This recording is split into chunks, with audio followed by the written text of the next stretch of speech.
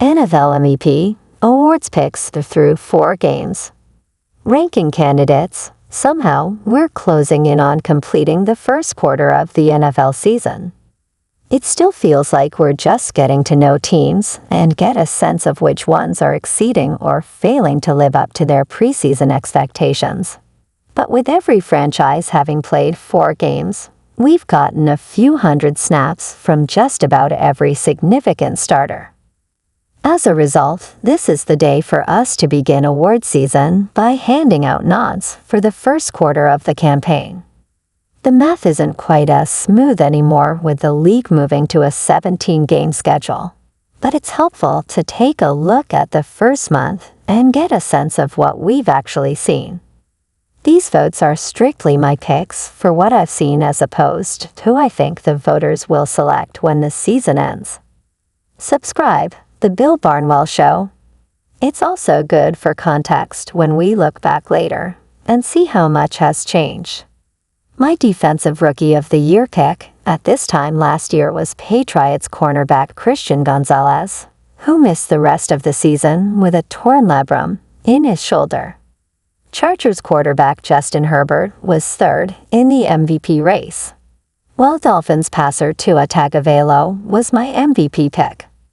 A lot can happen between the beginning of October and the end of January. With that in mind, I'll hand out votes for 7 awards, starting with Coach of the Year and ending with Most Valuable Player. Those were the 2 most difficult awards to give out, for 2 very different reasons. With just 4 games down, it's almost impossible for coaches to separate from the pack. Wins and losses aren't everything, but it's obviously the biggest factor in determining who wins this award. And 9 teams are either 3-1 or 4-0. Most of those coaches are contenders here. In narrowing it down to 3, I considered the quality of the competition these teams have played and the expected performance of the roster each coach has been playing with so far.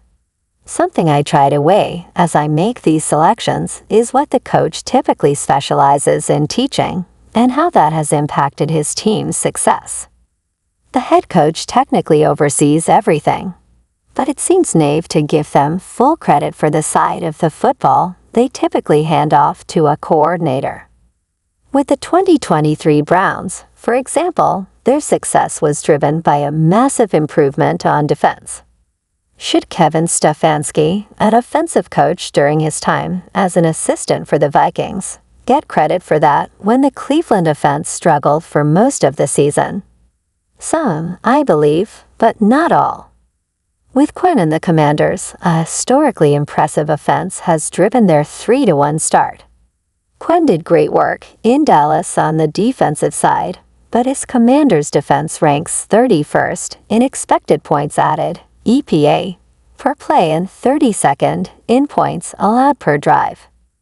If the Commanders' strengths were flipped and they were leading the NFC East with a defense that was being compared to the best defenses of the past 3 decades, he would be an easy choice to top this list.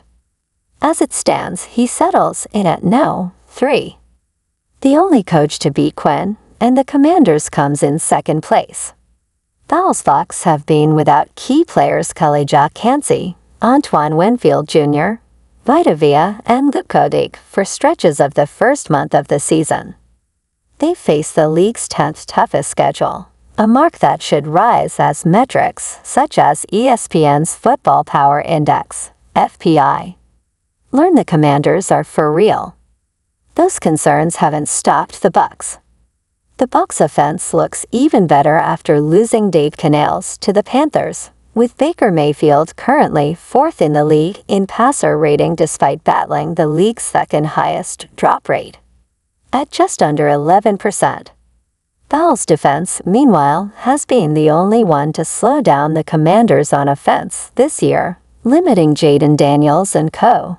to 2 touchdowns on their first 7 drives before a garbage time score. Tampa also held the Eagles and Lions to 16 points, each despite playing without Winfield, their best player from a year ag